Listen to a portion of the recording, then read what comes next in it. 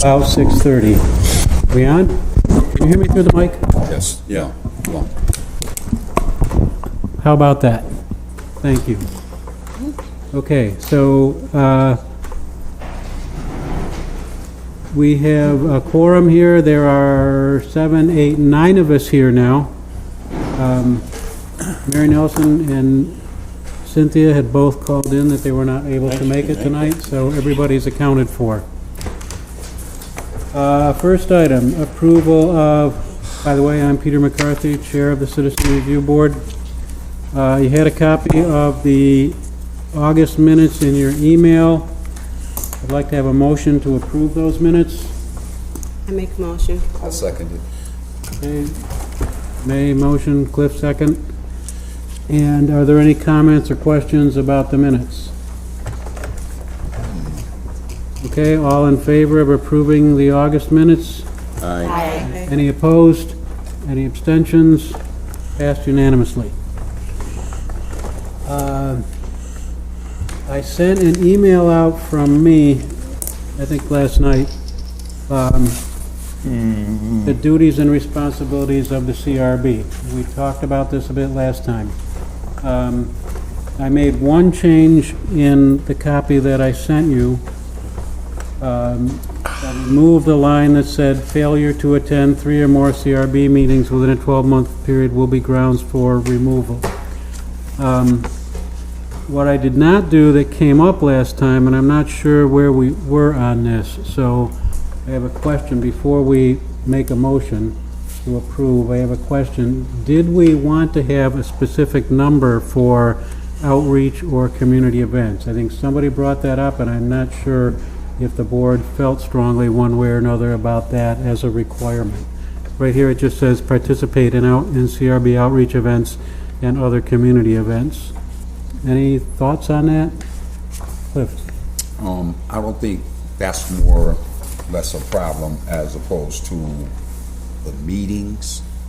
The board meetings are more important than the outreach. So I think we should focus on the board meetings more so than the outreach, because we can always deal with that, but the board meetings are Okay, so leaving this just as a statement that it's important is enough. You don't feel we need to be specific. Is that okay with everyone?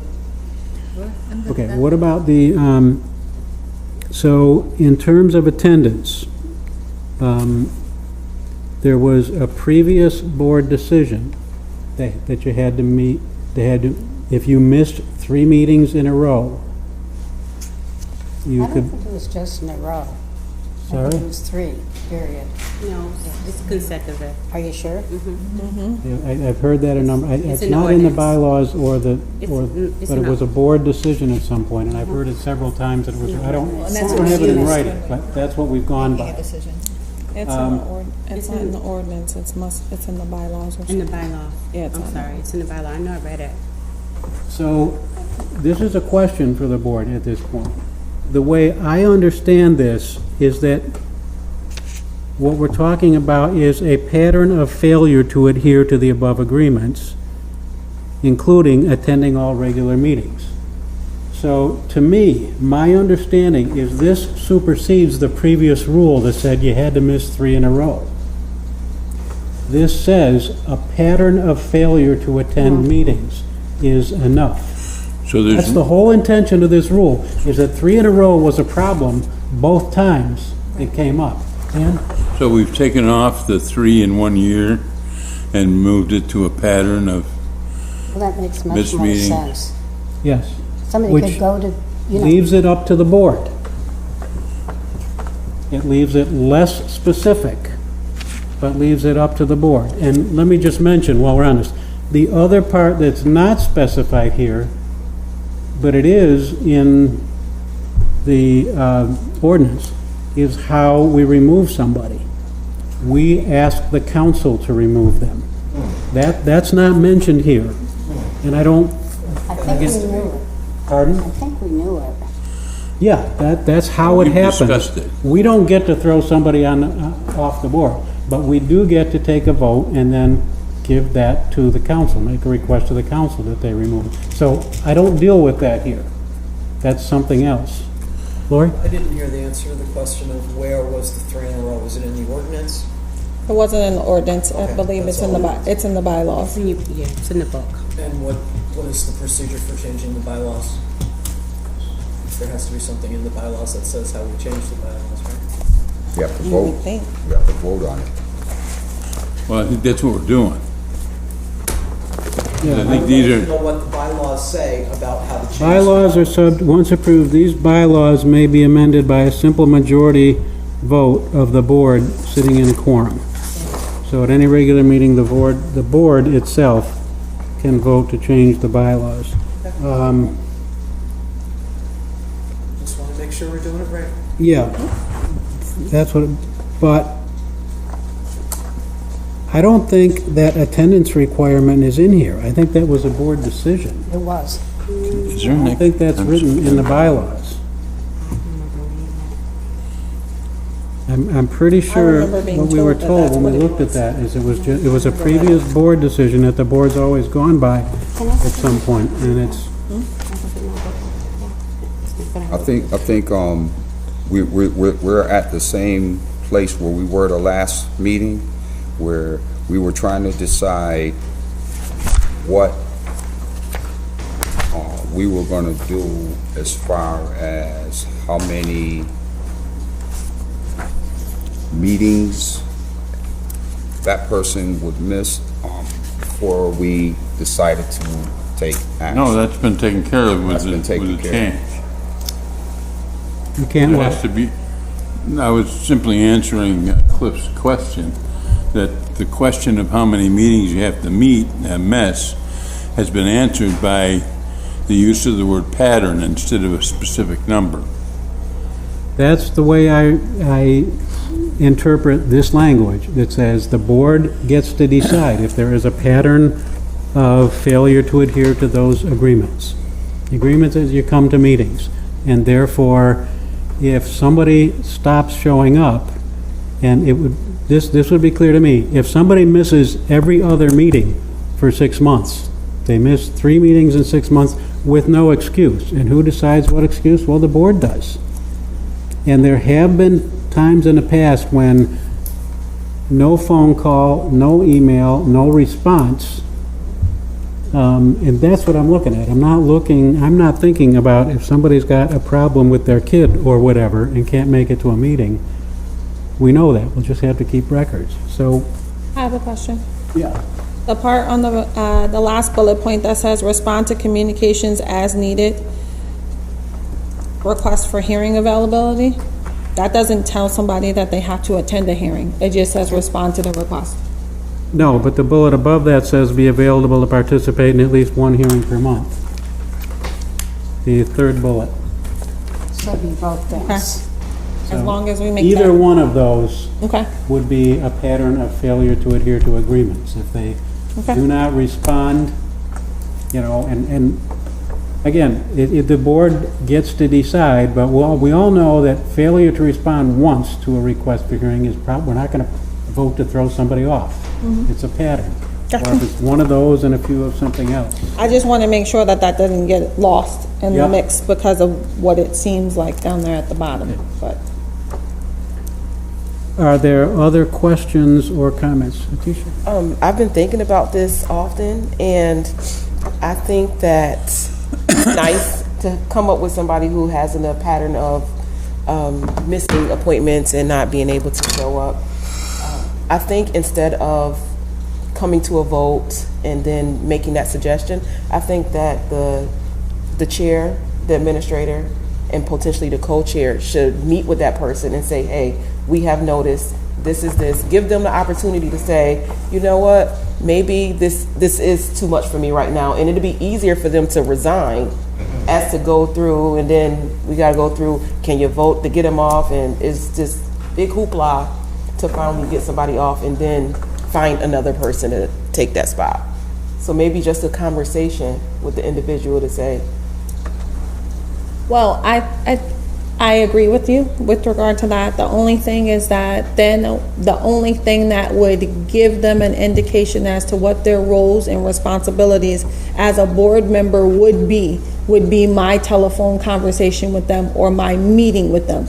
Past that point, there will be nothing in writing to hold them to anything or for them to say that I know these are the requirements. No, that's what I'm saying. Keep this in place and say this will prompt a conversation with at least 2 people to see, is this for you?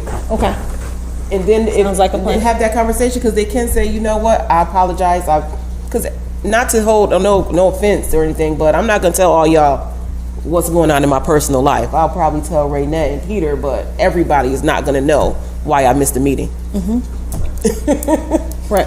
So you may not be privy to that special information. Right. So I agree. I think as long as you have something where my conversation, you know what that's going to be, and then you have just these are some sort of guidelines that kind of go in there, then.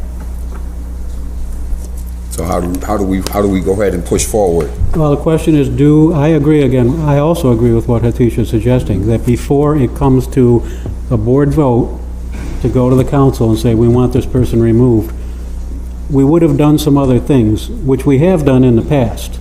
I guess my question is, do we need to put that in writing that those are going to happen first, or do we want to I would just say so. I would assume say that's what part of Hatisha practice? said needs to be in here, and then we can vote to put it in, bylaws? I mean, Yeah, it's just Yeah. holding us accountable. Yeah. Yeah, I'm so, doing the language. Okay. you giving us some wording, Lori? I'm trying. At the end there where it says a pattern of failure, Yeah, and pattern of failure to adhere to the above agreements will be grounds for the recommendation for the removal from the CRB. Semicolon. After a meeting with the administrator, chair, and or co-chair. absolute. Sounds Okay. good. Good. Sounds good.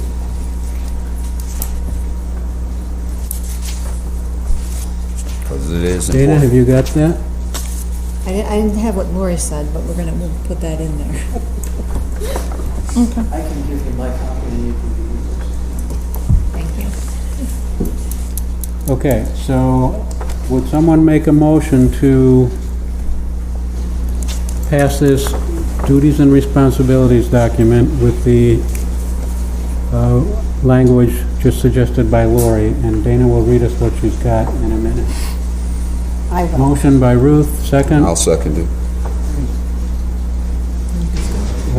Any further discussion? Let's give Dana a second to catch up. Should we wait till Can you May read gets- us what you got?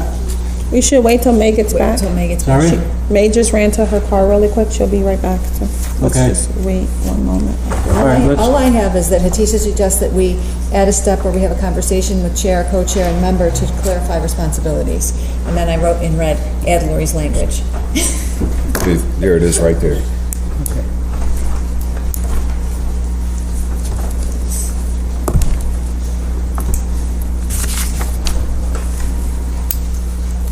Well, I think it's much more clear now, and will be good to, so people will know what's expected. Yeah, you know, because I mean, things happen in life, and it's like I'm having a conversation, and I'm telling you. But if you still don't have anything to fall back on, you know what I mean. Makes You may sense. not remember what we discussed, and right. Definitely makes sense for the administrator, chair, and co-chair to address the situation first before, Okay, other measure. so let's table the vote for a few minutes until May comes back. Yep. Meanwhile, She doesn't come back, we'll kick her off the board. sorry? Nothing, I was just mumbling to myself. being Dan. Okay,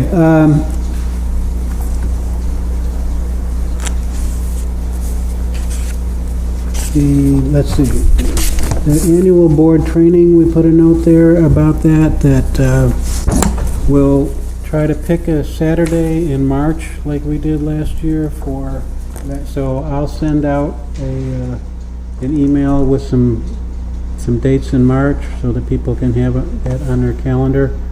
And if anybody has a conflict, they can let us know. And with that being said, we just want to talk about whether or not we want specific people to come to the training. Last time we used it as a board retreat more than a training session. We did like a board retreat kind of training session, but we didn't have any speakers or anything like that. So it's to think about whether or not you want some speakers there so that we have enough time to plan. So let's make sure we do that a little bit earlier than trying to wait until January or February to try to book a speaker. So if you think that someone would be helpful for us to hear with regard to anything related to the work that we do, then let's talk. What was the gentleman's name that came in before? I can't think. Alan Rosenthal. We had. It was the one who came in and spoke about the chief of police. Yes. Oh, that was, The other guy that came to our. Oh, I know what you're talking about. Yeah. Could we get him? He came to our meeting downstairs. Yeah. there? Yeah. I can ask him. I Bob think he's Stewart. very. Bob Stewart. Yes. He will So be that's there. what I mean. So like if we want to try to look at that, we need to plan early. So look at Bob Stewart. Anybody else? I think it's important that the chief come, Okay. not just for certain. if you could plan for that.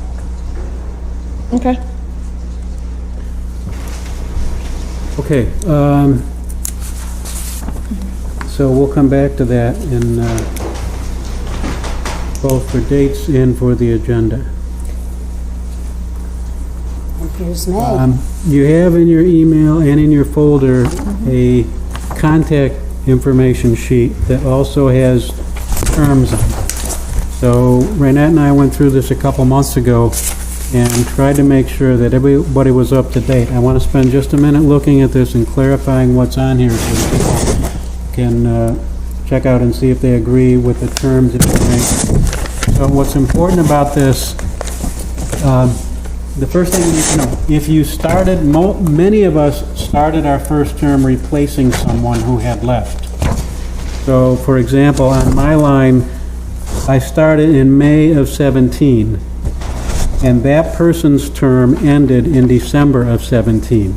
Therefore, that's the term I was filling out, was like a half a year out of a 2-year term. So, my first full term, so actually I was filling out the term that started January 15 to 12/17. But I was there from May 17 to 12/17. So my first full term is now. I'm in the middle of my first full term, which started in January. The bylaws state that you can serve 2 years, or two full terms, and then you have to get off. So that's why we laid out this sheet that way, was that the initial term, if it's a partial term, is indicated in that initial term column, and that doesn't count for your 2 terms. Cliff started on January 1st, 2017, so his first term is a full term. He did not replace somebody partway through a term. So, if you look at the people who are coded in yellow here, your terms are up the end of this year. That's Priscilla, May, Cynthia, Mary, Lori, and Cliff. No, as you can see, Lori isn't. That's a mistake. Her initial term is up, not her full term. Nope, sorry. Yep, that was an error on my part. Okay. Cliff is the only one who's turned for. Okay, so Cliff's full term is up, but, Our term is up, January, 2019, December 2019. December 2019. Yes. all right, so let me try that again. So, Priscilla's term is up in December, right? Mm-hmm. Priscilla, May, and Cynthia. Okay, is all the people I said except for Lori? Correct. Okay. So Priscilla, May, Cynthia, and Mary, plus Cliff, all have terms ending this year. Therefore, each of those people and we'll send out an email reminder, should speak to whoever appointed you and let them know if you would like to serve another term. I also It's up think, to the mayor or the common councilor. And please also let Renette or me know about it, so that we know within the next month or two who would like to serve another term. But it should be up to you to speak to your common councilor or the mayor's office, and that's in column 2, whoever appointed you. Any questions on that? Okay, thank you.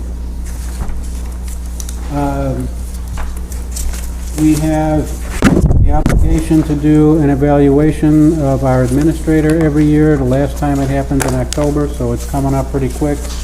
We need to appoint a panel consisting of, pretty sure it's 3 board members, plus someone from the office of the mayor that probably will turn out again to be Sharon Owens, and myself. So, and the chair of the Public Safety Committee, which is Steve Thompson. So I will contact those 2. you would have to do it with Steve Thompson before the end of the year. Yeah, it's Oh, gonna that's have to right, happen 'cause this he's year. not on, He will yeah. be finishing his term on Common Council, so after January 1st, he won't be the Public Safety Committee chair, but that has to happen this fall anyway. So, So you need someone from the mayor, you need someone from an at-large appointee, a mayoral appointee, and a district appointee to do my evaluation. So okay, we just, need one of each. just we like a need hearing. one of each, just like Have a hearing. That's right. Okay, just like a so, hearing. anyone who's interested, contact me. If I don't hear from enough people, I'll tap people on the shoulder and put together a committee before our next meeting. I'll sign up. Okay, any other questions for the chair? Just to vote.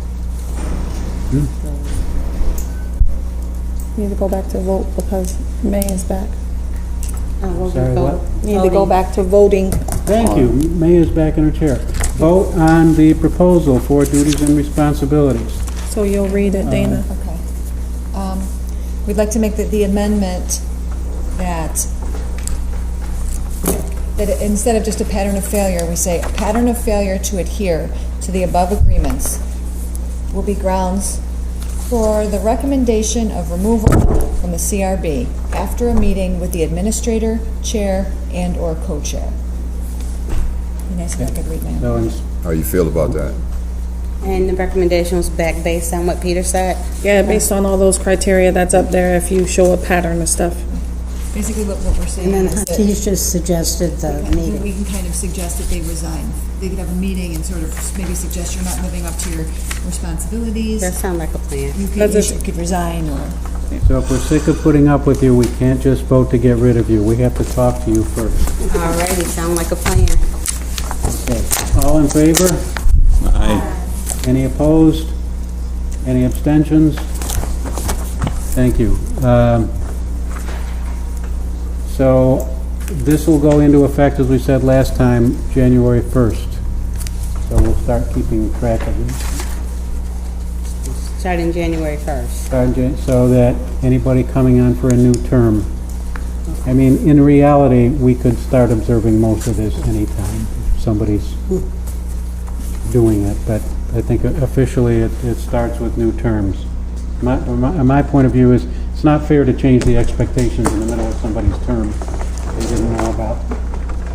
Okay, administrators report. So in terms of activity, we've had a lot going on in the city.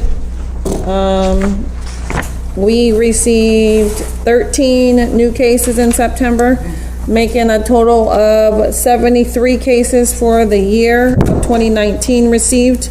September or August? August. Sorry. So we received 13 cases in August. Sorry about that. So it means we do have a total of 73 cases for the year. We'll be reviewing 4 cases in executive session for you to vote to hold a hearing or to not hold a hearing. In terms of activity, we have had several meetings to take place that we'll talk about later on in the committee reports in terms of government relations, in terms of community outreach, in terms of board development and training. So we've been fairly busy this month doing a lot of stuff and a lot of meetings. So listen up for those reports for the people who attended those meetings, which was just not only me, but other members of the board as well. In terms of the 2019 second quarter report, you guys have received the 2019 second quarter report. I sent it out for review. As of right now, I haven't received any comments from anybody with regard to it. So just touch base with me. If not, then it'll be provided to the common councilor, the mayor's office, the chief of police before the end of next week. So let me know within the next few days. I'll give you a little bit more time because I know we had a holiday on Monday. In terms of your monthly financial reports, you'll see that we started the new budget cycle for the 2019-2020 budget. And you have the numbers here that give you a breakdown as to what has been spent with regard to operating supplies, office supplies, training and travel, and rent and professional services. You see a breakdown in there where you see the expenses that we've incurred so far. As you will look at the travel line, I will be at NACOL beginning the 21st through the 26th in Detroit, Michigan. So those expenses are accounted for in the travel line. And I'll bring back any necessary material. When we talk about that, I also like to mention that that most recently the police department and the grants department have been working on some grants, and the CRB has been awarded $5,000 in a grant for training purposes. The SPD was going to receive $50,000, and instead of receiving $50,000, they agreed to receive $45,000 from this particular grant so that we could receive $5,000 for the grant, because as part of my job duties, it's supposed to be to find grants for us to utilize. So as of right now, the grant that we received, the wording in it right now says for training only. So that would be what we could utilize to pay for a speaker to come in, that kind of thing. But there's going to be a revamping of the language, so it also includes travel. So that would be if a person that was on the board wanted to attend the NACOL conference and say they paid the registration fee and the CRB paid their travel expense for the hotel, or they paid their expense for the plane or something of that nature, that we have those funds available. So it's going to be on the Common Council agenda again for an amendment, so that the language is not just stringent like that, but it'll say training, travel, and kind of just give us an extra $5,000 in the budget to work with. And I thought that would be something that, as long as a board member kind of was in good standing with regard to the board, and they wanted to attend that particular conference, that it would be to an advantage to that board member to have something paid for by the board for you kind of continuously doing some training. And also when we talk about speakers and stuff coming in for it, sometimes, it's good to have some funds available to pay for that speaker to come in for 4 or 5 hours or something of that nature. So that's what the money is for.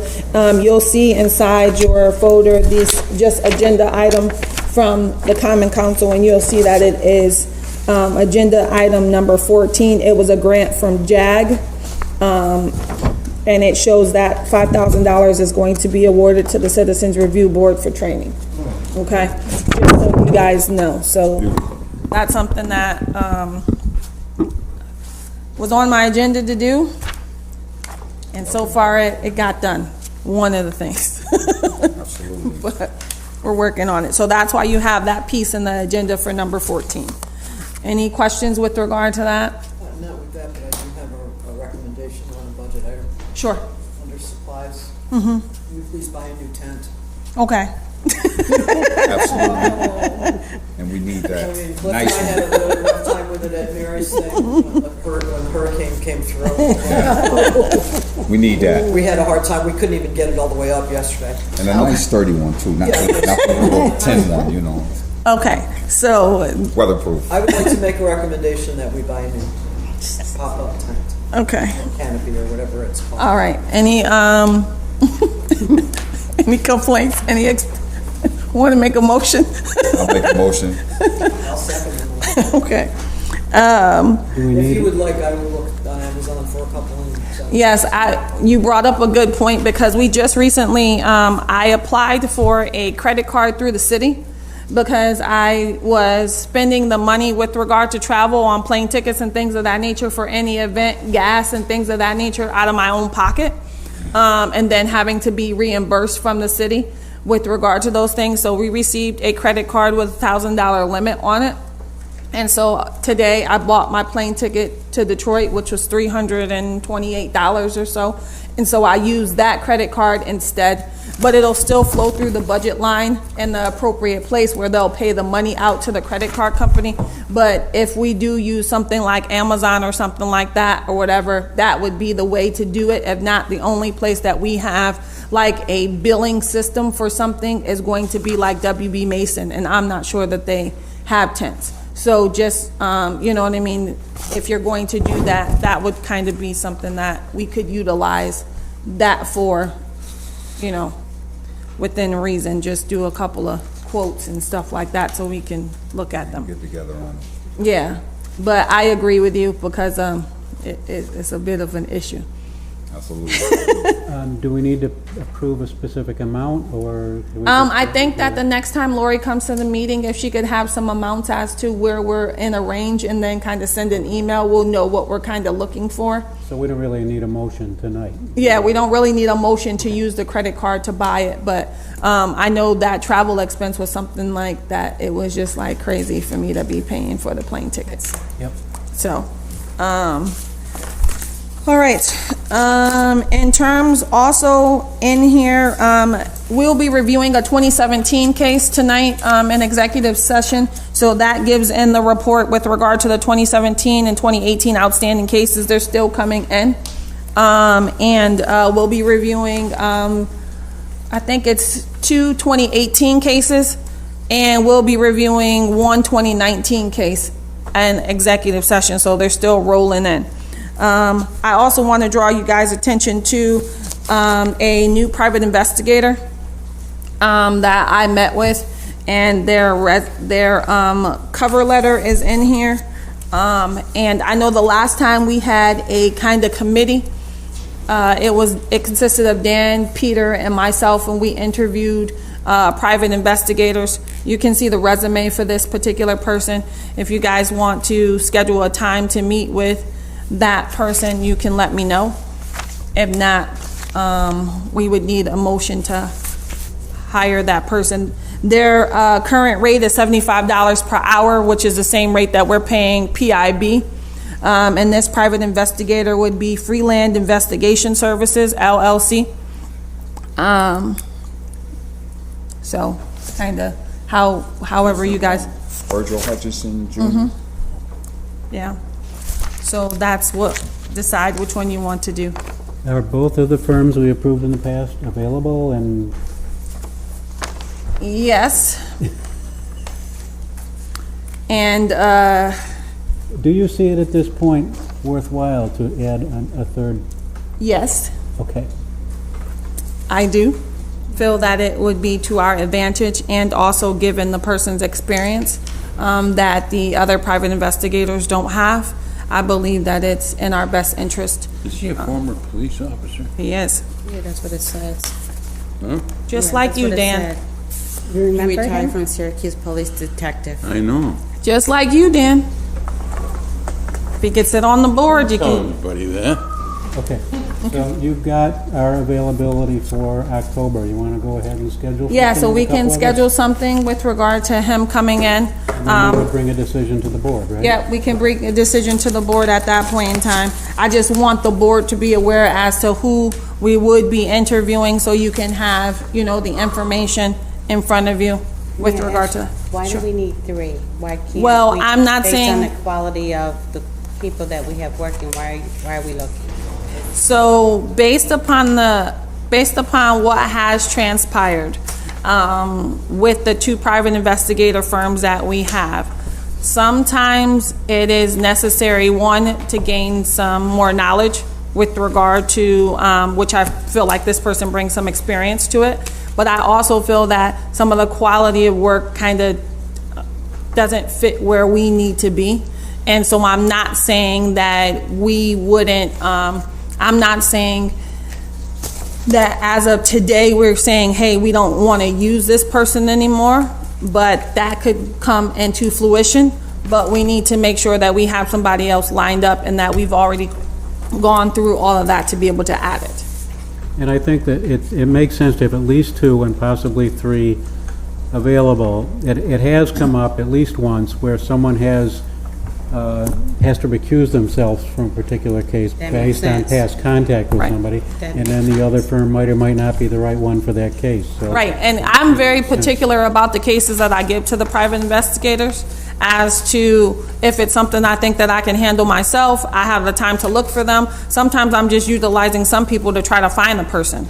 You know what I mean? Things of that nature. So it's not always, if they charge $50 an hour, I'm not always using them for the $50 an hour, you know, and then it's like $10 or $15 for them to search for somebody, you know, something of that nature. But the price is the same as someone that we're already utilizing, that I feel, you know what I mean, may be worthwhile to make sure we have better criteria in the long run, and that looks good in our favor as to the experience that we have in our private investigator. Because there are questions as to why do we need one, who are we getting, do they have past experience, you know, things of that nature. And this one particular person, we have past experience. We have one of our private investigators does have past police experience as well. It's just not in New York. Okay. Thank you. Nicole conference you already mentioned, you up to date on everything? Yep, I am up to date on everything.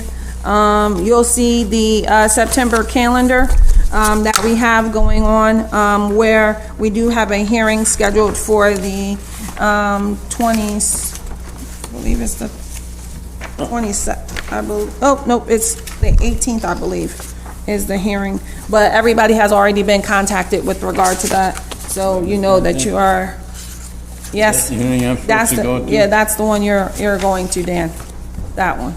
And it's, You sent the email out on it? Yep, I already sent I'm the not on email it. out. No, you're not on it.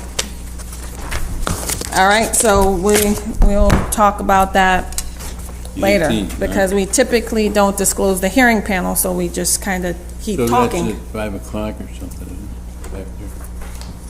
You don't want to talk about it, do you? No, you don't normally talk about it, Dan. Yes, Mom, thanks. Okay, I'm just saying. Mr. Grinnell, did you have an intelligent question? I've never had one before, why should I start now? Okay, All right, committee reports, community outreach and public education. all right, so I'll start first. So we had Citywide Youth Day at Meacham Park, where we were kind of the host. I think the rain deterred some people from attending, but all in all, it was a great experience, I think, as to, it was probably the first event kind of organized by the CRB. We had several people to go out to other parks, Berry Park, also Skiddy Park, also Kirk Park, and I think that was it. There was Schiller and Wilson also, but I'm not sure. I know Mattia went out to all the parks and provided information to them. So she was our extra floating board member yesterday and provided material at all the other parks. So I think that was good. This show, Is Schiller in it or not? Schiller was in it. It was yesterday. Oh, okay. So we'll talk about the event we have going on tomorrow. It's called the 32nd Annual Show and Tell. I'll be giving a 5 or 10 minute presentation with regard to the CRB. It's a it's a show and tell where all groups throughout the city come in and they talk for 5 to 10 minutes and tell you about your organization. And so it's a way for us to gain information with regard to the resources that are out there, because many times when we get a person in who has a complaint, they have other issues as well. And I try to be a resource as to giving them some other avenues that they can seek and some extra assistance. So in order for me to be able to do that, I have to know what else is out there. So Who's the audience? it's service providers, but also I would say that it might be some other local groups. I've never been there before. I just know it's called Show and Tell, and everybody gets up for about 5 to 10 minutes and gives a presentation. My portion of the presentation will be about, she said it was going to be at 1:48. So it ends at 2. So, but it gives me a good opportunity to listen to what's going on in the community and what we have out there. Also, tomorrow's event, it's not on, oh, it is on here. The Westmoreland Community Center ribbon cutting ceremony is tomorrow. I know Cliff was out there and has been to several meetings. I'm going to be at the ribbon cutting because we kind of had some conversations with them when they were kind of going through some things and getting it back together. So that's going to be on the agenda for tomorrow as well. It's at 4:30, right? Yes. The SBD had an event most recently on the north side at the McChesney Center that I went to, and they had a good opportunity to hear what the north side residents have complaints with regard to.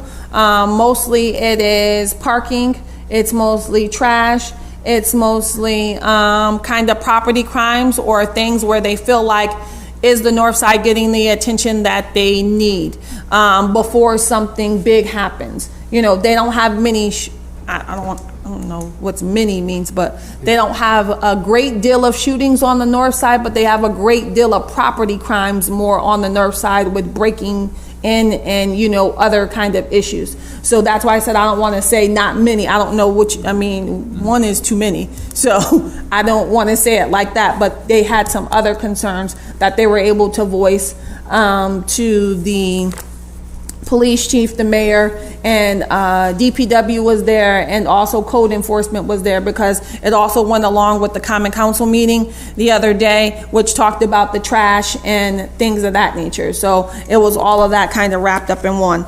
So I did get a chance to table at that event at McChesney. As you know, we table at all the SPD mayoral events that come up throughout the city as a way to be present as well. I also attended this month, last month was the promotional ceremony for SPD when they got new sergeants, lieutenants, and a new deputy chief. I think that was the first time the CRB was ever invited to attend that medal ceremony. So we were able to attend that and see who those officers were. And it was seeing that Lieutenant Fournier was promoted to the North Side Division. So that's going to be that captain over there in that area. And so we were able to see him. Sam, question? Yeah, who's the new deputy chief? You would ask me that. He's on the police liaison committee. So Joe Trudell is out? Nope, he is the first deputy chief. Oh, The I other see. one he's under the chief of police. Okay. So he's still there. But these are like deputy chiefs, and it's Deputy Chief Trudell, who is over the patrol division. So he's also on the police liaison committee that you already had the chance to meet, for those who were able to meet with him. So that was that.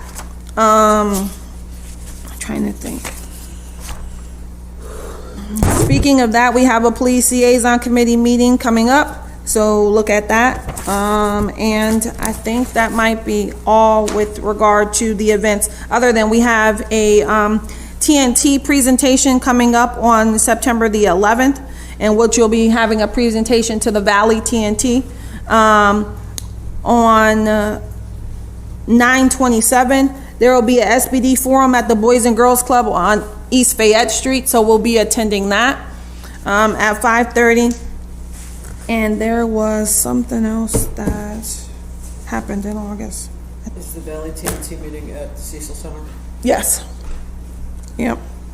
I think that is all the events that we kind of participated in August, besides the other ones that we'll give other board members to talk to. But I just wanted to mention, bless Excuse you. me. I just wanted to mention those things for you. Okay, question about outreach. We have a draft of some text for the revised brochure, which the board has looked at and made some comments. What will it take to finish that and get the brochure revised? I think that we should, right now, we were lucky enough to have several brochures printed, so we need to utilize all those brochures first. So I would say probably by the end of the year, we would look to have the new ones printed, as long as we get the rest of the draft revisions kind of happening, because right now we have a good amount of the old ones that we didn't have to pay for or print. Okay, so could you or Mattia take the text we've got and do a layout of what the new brochure would look like? Yeah, we can do that. It'll probably happen in November's meeting. Okay. Just to give us a little bit of time, because this month is going to be a little crazy. So November's meeting will have a new draft of the brochure. And I'd be glad to circulate, for comments and Yeah. that people have another. Yeah, maybe we can get it into one email so that you can look at, and then we can have a draft too. Okay. Board developments and training, did you mention this? We've got the August 8th? or No, we had the- the August 8th, 2019 meeting at SPD, in which Detective Mark Russin and Christy DeJoseph from the Law Department had it was from 5:30 to 9 o'clock almost? 5:30 to 9 o'clock, in which we learned about use of force, in which we learned some other areas of law, and I just wanted to have the board, other board members who attended to talk about it if you wanted to make some comments as to it. I thought it went well, but that's just me. I thought it was fun. Any other comments on that? I think Use of force training, Mark did? it was definitely informative.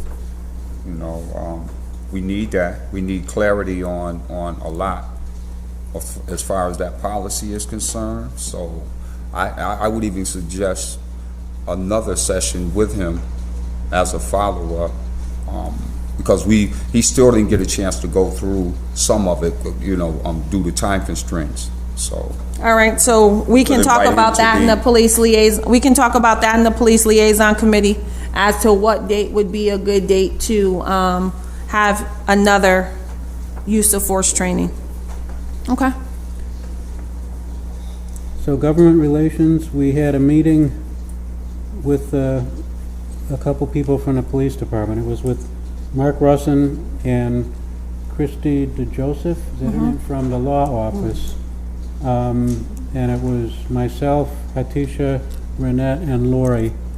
And the objective of that meeting, Mark Russin has been working, was a head trainer, and I don't know what else his title is at the police department. He's like the legally Right. legal person there Legal too. issues, and he's our main contact. What he would like to do, he's been working on the document that we supplied them, which has a summary of all the recommendations the CRB has made over the past 5 or 6 years. And what we want to do is come to an agreement about which ones have been accomplished, about which ones they're working on, about where we stand with all those recommendations. So we talked about quite a few of them. The fact that, for example, we do have a use of force policy that's new, that's been implemented, is put in place, and it does include a number of important elements from the recommended policy that we supplied the department with. So what Mark Russin would like is to have a document that summarizes, that we can all agree on, that summarizes the progress that's been made at implementing our recommendations. It seems to me both sides of that are taking a little bit of risk at producing such a document.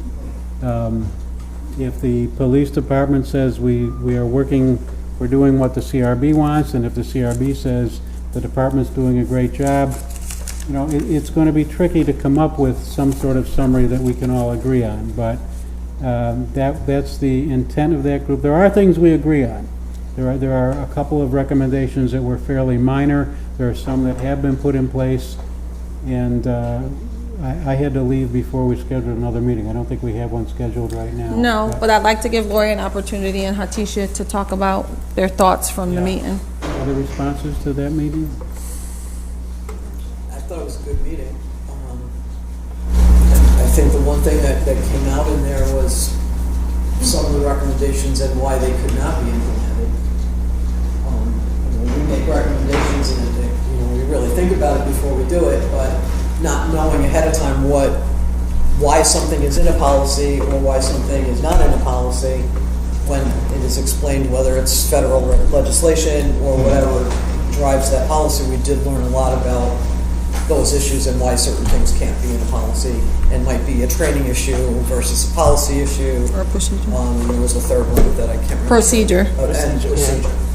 So, we might recommend something as a policy, but anybody who's worked in any agency that has policies knows that, nobody really reads them. When you come down to it, and some of those things it's much better for all of us if it's part of procedure as opposed to policy. Because that way they can say to a police officer, this is what is expected, and they know from training what to do and what not to do. And what I took from it, it was enlightening, is that to know everyone's role. And I'm really big on education and knowing what everyone's role is. And with me, I try to empower the public, these are the laws, this is what's followed. And to understand that, to what Peter's point is, that how it could be tricky and how it could be viewed is that there's still a process, and as long as we respect the process, we might not like the outcome, they may not like the outcome, but as long as we followed the process, that's what I really appreciated. And to Lori's point, as far as what's procedure, what's policy, and what's training, and how can we get that better out into the public. So we always say, change the policy, change the policy, change the policy, when the policy can be written, but when it comes to real life, that policy is paper.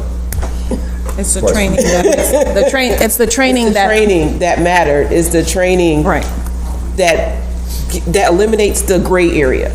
Because we know with all these laws and policies, there's this huge gray area. So we can get the training from the new cadets, or even if we recommend retraining, we know what that retraining is.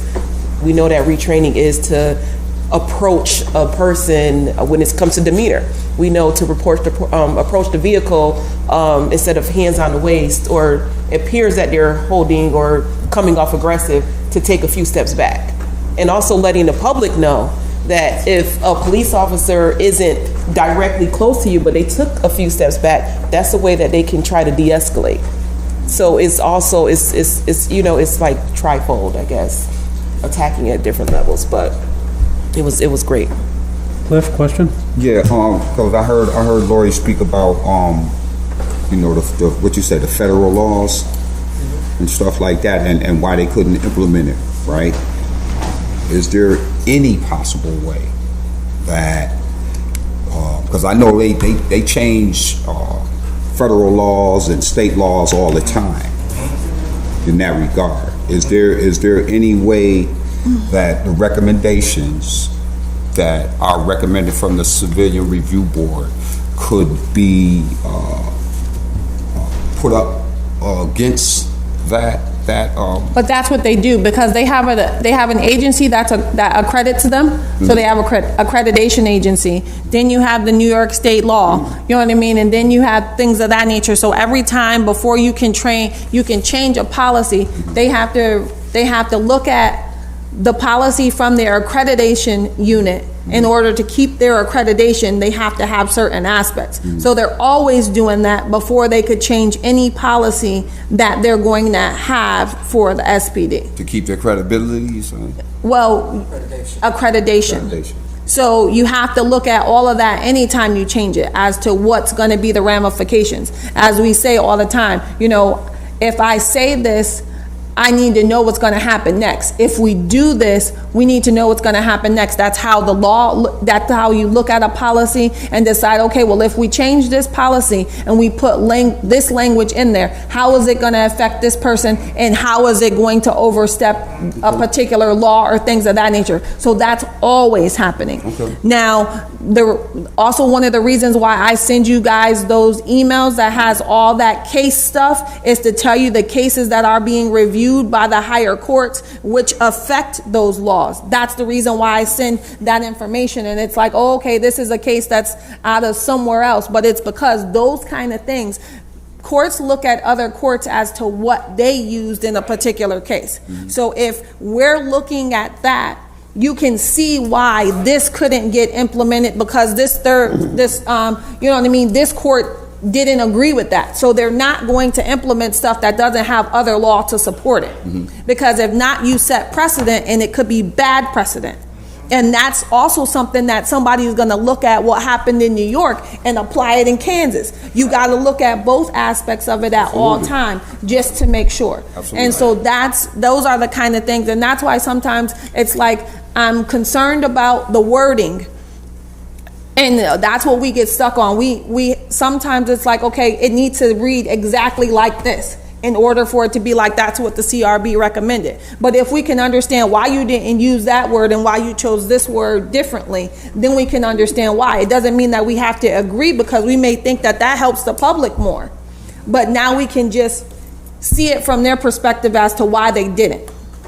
And understand, you know what I mean? Give us a kind of middle ground to kind of work with. And so that's what happens all the time. And so I just wanted to say that's how you kind of do everything. You have to think about what the ramifications are all the way around. For a lawsuit, for, you know what I mean, for training purposes, for everything before you can implement it just because the CRB board said yes and we want to see that it was our recommendation. Thank you. Dan, question? I have a statement, a comment. In 20 years on the Syracuse Police Department, I answered hundreds, if not thousands, of calls. I never answered one call where the complainant called to tell the police everything's going okay. It was always a problem.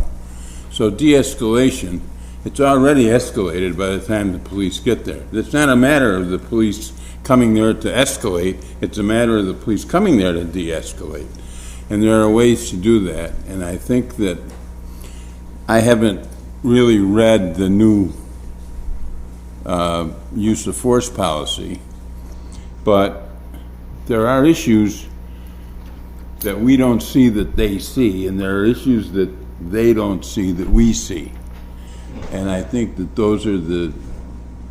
that's the common ground that we need to find. And that's the part, what we were saying as far as educating the public to be aware if they get pulled over, not being called to a call. This can be just randomly walking down the street and the police officer asks them a question, how you doing?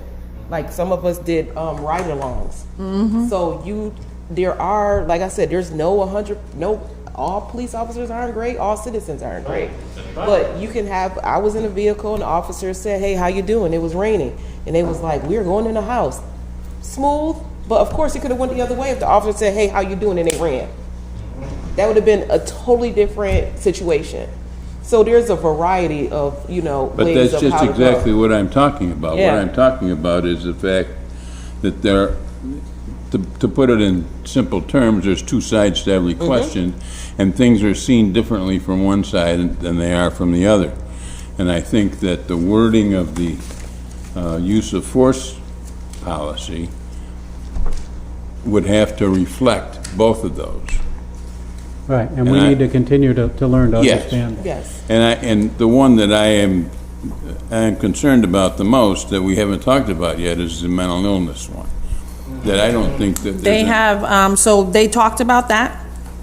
with regard to the one that we recommended that was from IACP, which was that one, they talked about that in the meeting, and that's something that we'll continue to have discussions about so that we can understand what's the difference between the IACP one that we recommended and the one that's through their accreditation. Right. Yeah, that, we don't have the expertise at this point to sort of argue the one we proposed is better than the one they had. That's gonna take some effort to clarify that. And Oh. So thank you. it goes back to the public. You guys are the driving force. You put people in office, you make those phone calls, you come to these meetings. That's how we make change. Okay, if there's no more comments, I'd like to move to, I've got one more comment under that. I did have a meeting with the chief, the first of our monthly meetings that are scheduled. Great. Every month. We have another one coming up on the 25th. It's something that I started with Chief Fowler that we will continue. So we had a monthly meeting and we just kind of, talked about what was going on, the changes that have been happening in the Office of Professional Standards with regard to new staffing. I met another new officer that's in ops, which is Sergeant Roundtree. We've met him before. He was he was at a meeting that I met him before. So we have some changes that have happened in there. And also, I'm going to be writing a document up that bases the questions and things that the CRB has with regard to my investigations. And when I ask for this particular document, and when I'm asking about why you receive complaints that don't have signatures and why they don't have dates when they are received, that we talk about that these are the best practices that I learned in the training from my internal affairs investigation, so that it's not just like, oh, it's Raynette asking. It's because this is what other internal affairs offices do. This is what other, Office of Professional Standards do when people come in with complaints. So it's not as if it's not perceived as if it's just me anymore, but we have the documents to back it up and, things of that nature. And so that's something that we talked about having so that then they can see it as to why I'm asking for it, which, in my mind, it's like, huh? Must be a reason. I must have learned it somewhere. But, it's just helping them to see something and so that they can recognize it as well. And so we'll be working on that particular document just to give them a little bit more hindsight and point to certain,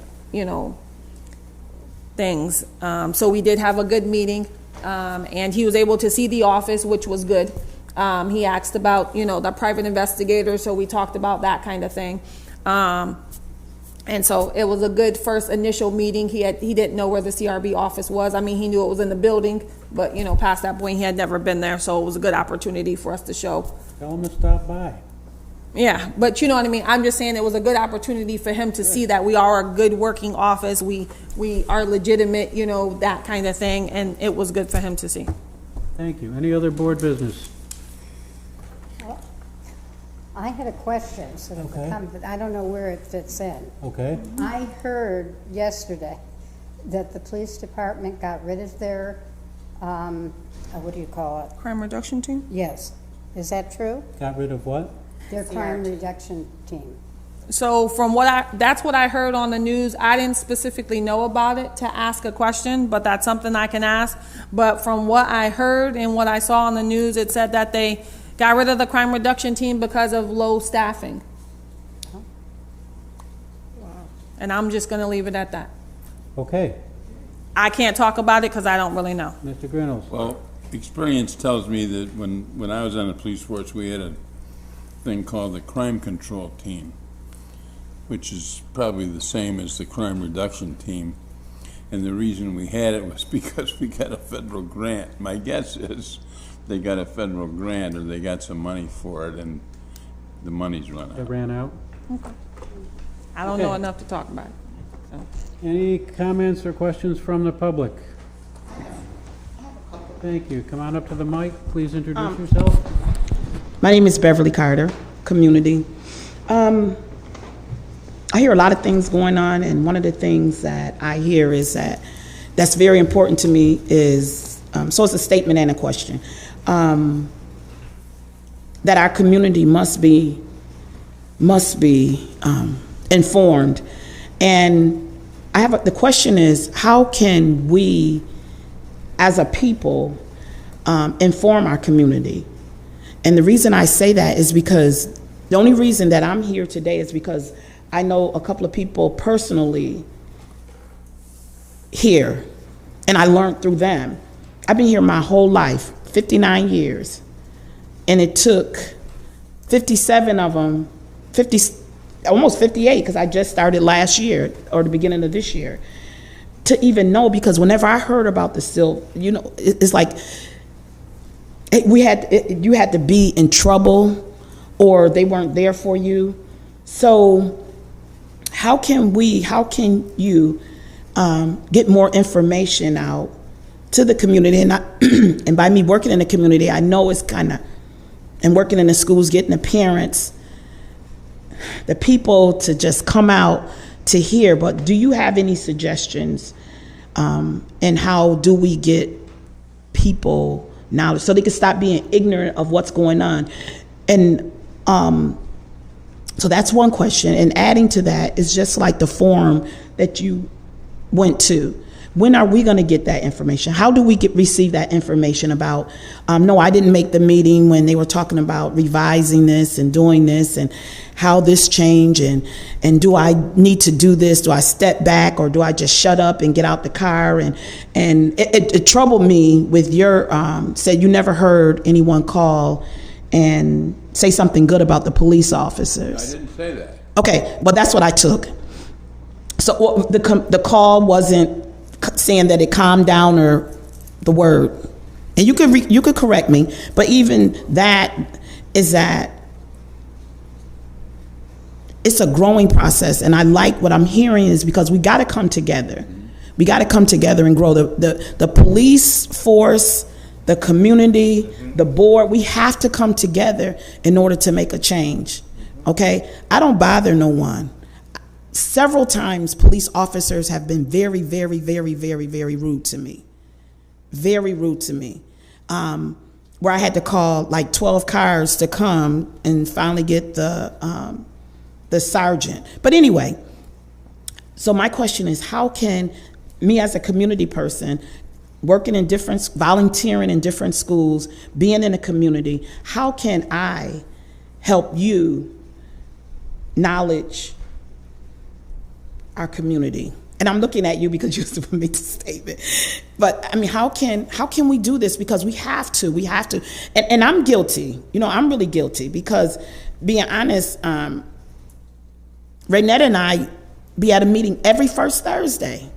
And every first Thursday, I tell her I'm going to see her at 5:30. And I think, what is the fifth one? I finally made it. I mean, because I'm in the community, I'm running here, I'm running there, because I was getting ready to go run and do something. But how can we, as a community, how can I share information to my community? How can I share my information that I get to my church, the churches? Because I am holding our pastors, our fathers, our bishops, whatever title, faith-based, accountable for what's going on in our community. So how can, any suggestions? I think what Renette has been doing, we've been doing like tabling, we've been doing a lot of community outreach. You can set something up that we can attend to distribute information as far as the review board is concerned. That's very important to get people to come and get that information, because we're doing Know Your Right presentations and all of these different things. We have information. Like yesterday, I'm gonna give you an example. Yesterday, we were at Youth Day, but the participation from the community was low. Yeah. We were there distributing our information, okay? But there was no one there to give the information to.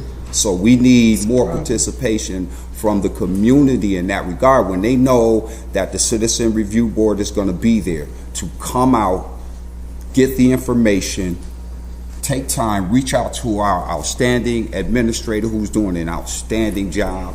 Okay, we have a really good board right now. And we're going all out of our way to be out in the community And I believe that, so, and distribute that information. So that's something that we need from the community. We need more participation from them from me. as far as getting the information and even bringing your suggestions to the table as far as that's concerned. So yeah. Cliff is exactly right, but first of all, I want to clarify what I said. What I said was, police don't only get called when there's something wrong, not when there's something good going on. That's what I meant. Okay. If you didn't get that, I apologize. I got it now. That's what's Making it important. Clear enough. And It's also important. Second of all, some good stuff too. where everybody learns the most, whether you're 2 years old or whether you're 102 years old, is the dinner table. That's where it starts. You got families, and if you educate the parents, and your idea was good, or Cliff's idea was good, call us up. We'll go down to the church and have a meeting, and we'll answer your questions for you. We'll be happy to do that. Nobody's ever done that, to the best of my knowledge. But this board, with the leadership of Peter and Renette, has been making community outreach a priority here. Well, we could kind of skip the dinner table. Huh? Because I don't even know when the last time I've been at the dinner table. It's just so much. It is true. And when I was growing up, we could share a lot. We did learn a lot at the dinner table. But now, sports, two parents working. So maybe we need to start working on the dinner table. The CRB has a social media Facebook page, and I think that's a really good place to start. Website? Sharing the Facebook page with the kids are on the Facebook. Actually, they're not even on the Facebook. I think we need, what's the new one now, the Twitter. Yeah, I don't know about Twitter. Yeah, The president's Twitter. on there all Social the media time. is a great place to. See, And you and see people saying things. she said, what is it called on Facebook? Oh, it's the Citizens Review Board's Facebook page. It's just called Citizens Review Board Syracuse. I think it might be City of Syracuse Citizens Review Board. But it is trying to, times are different now, trying to get information out, even in work or just trying to gather people is so difficult. So any new ways to, like what Dan and Cliff said, we'll come out if you have a football game. You got a couple of people coming over, your relaxed time. It'd be easy just to come over to distribute information, not to take up a lot of time, but hey, or even you can do it. We can, kind of give you the sword on shoulders and say, you are now can advocate for people. And if you want to give out, we do all that. We give people, hey, pass this packet out if you know anybody. I mean, because we give the little cards Yeah. with the magnet, with the WISAP, we give those out. We just tabled out at the fair. Yeah, so it's just trying to find what ways is the best way to serve our community. And the best way is to say, how do you think we could get to you? Like, I'm with you. I didn't know about the CRB until I started becoming more active in my community, and then I came on the board. And I was like, oh, wow. But once I became on the board, I received an abundance of calls from family members. Of course. Yeah, because they And think this I'm a happened. private. How does this work? They think I'm a lawyer, doctor. Lori? I think too that, you've done advertising on buses and bus stops. So people that are in the community that may not necessarily go to Facebook. They say, well, But what do I mean, I don't mean, I'm sorry to cut you, but me seeing CRB on the bus, me seeing, I still really don't know. It's a branding issue. part of it, yeah, it is. It's a branding issue. We have new T-shirts now that we wear when we do these events and say, are you concerned about police conduct? So can we have something and you all buy some extra T-shirts and we could kind of give the T-shirts away? No, Okay. they told I'm me sorry. no. I just tried. I just tried. But you I can think put you're- something together that we can attend and distribute information. That's what you need. You Yes. need information to the community as far as the board is concerned. And I need it plain. That's the But most. it's more than information about the CRB. We go to these events and we have a table and we give people information. I think what we need to deal with is the public perception of the CRB. has been damaged over the years by this story that keeps being put out there that the CRB can't do anything for me, that the CRB has no teeth. And I think people need to understand, and that's one of the reasons we've been meeting with the police department, we finally have a new use of force policy. The CRB has been recommending that for 6 or 7 years now. Over 20. And I think the CRB deserves some credit for pushing the police department to where we have a use of force policy that says more than what the old one said, which basically said, don't break the law and keep good records. And it took about 6 pages, and that's all it said. The new one is not everything we asked for, but it's a huge improvement over the old one, and we're working with the chief and making sure the policies change. See, that's information that needs to be given out, and I think Right, it and- kind of, And I'd like to get it out there more, that we do have an effect in the long term. We may not, some people are very unhappy with the CRB because their case didn't go the way they wanted to.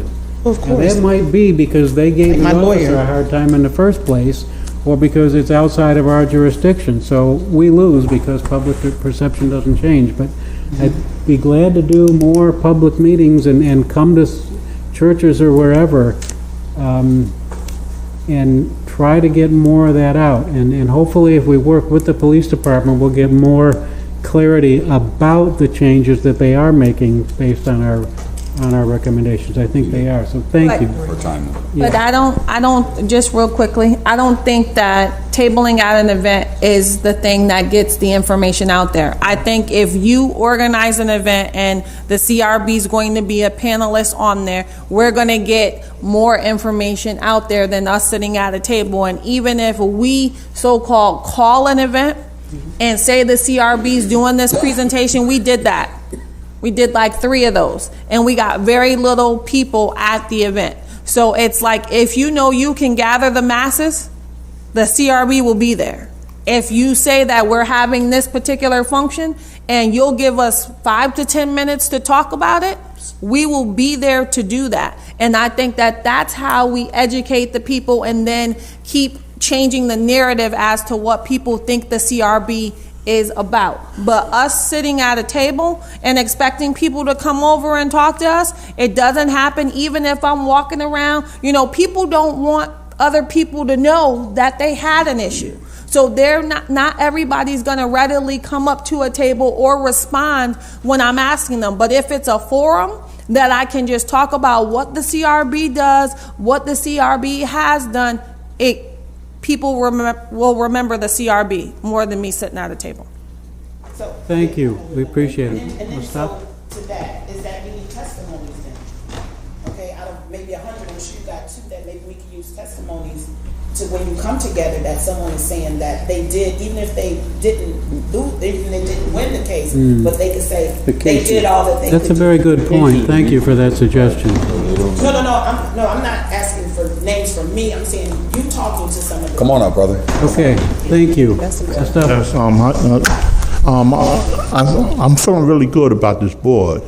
It's been a long time. It's been a long time, but I said that last time I came up here, but it's been a long time that I've been able to say this.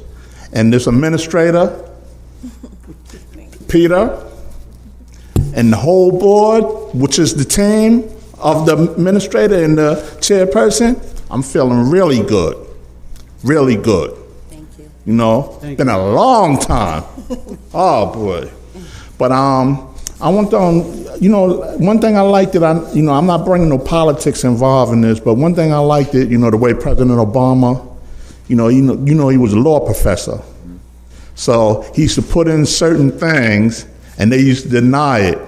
And what he used to do is reword it and put it back in and get improved. Mm-hmm. And that's the way the law is. You can put it in a motion and it'll get denied. Now you put together the words differently and so on like that, and it get approved. That's the way the law works. You see? So I'm saying just like it's been a struggle, the CRB did play a part in the use of force and so on like that, and recommendations and so on like that. And I thank God we got a new chief. Thank God we got Shine-Ons, and thank God we got the mayor. You see, I appreciate all of them because all of them played a part in, you know, and you can see slowly but surely the CRB is getting teeth. The teeth that, you know, is being recognized. And all of, you know, I'm saying I really appreciate all of y'all. You know what I'm saying? It's been a long time. You know, I really appreciate all of y'all. Thank you. Thank you. Thank you. Appreciate it. Any other members of the public wish to speak?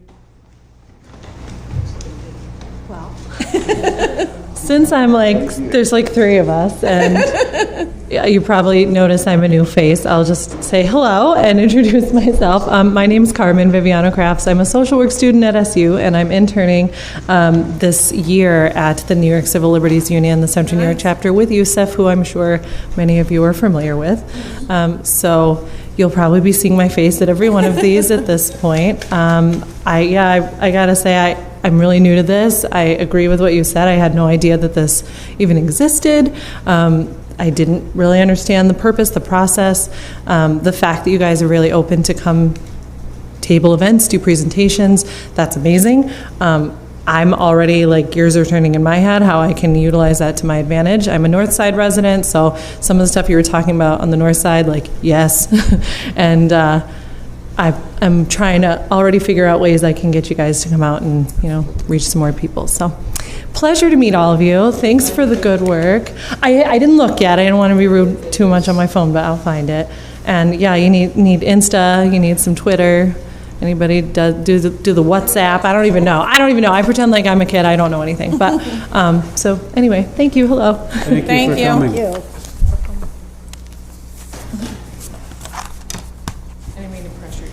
No, you're good. I'm also from SU. My name's Sam Ogazalik. I'm the former editor-in-chief of the Daily Orange. Now I'm a reporter for the DO. And basically, I'm just here out of interest. I'm not necessarily working on anything, but I cover the police department, so I figured it'd be a smart idea to stop by. So you'll probably see my face around here also. I also cover the housing authority in the school district to a degree. But yeah, it's nice to meet all of you. Thank you. Thank you for coming.